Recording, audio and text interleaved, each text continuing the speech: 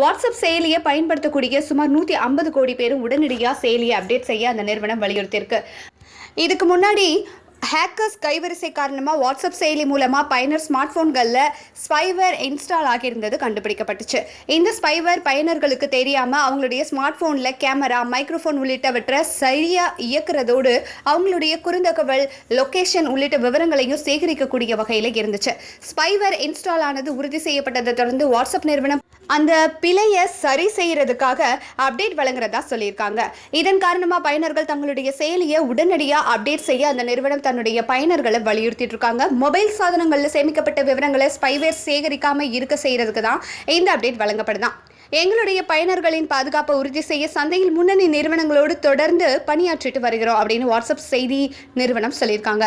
இதுவரைக்கும் கிடைச்சிருக்கக்கூடிய தகவலில் ஸ்பைவேரை இன்ட்ரோல் நாட்டை சேர்ந்த சைபர் நுண்ணறிவு நிறுவனம் உருவாக்கி இருக்கிறதா சொல்லப்படுது.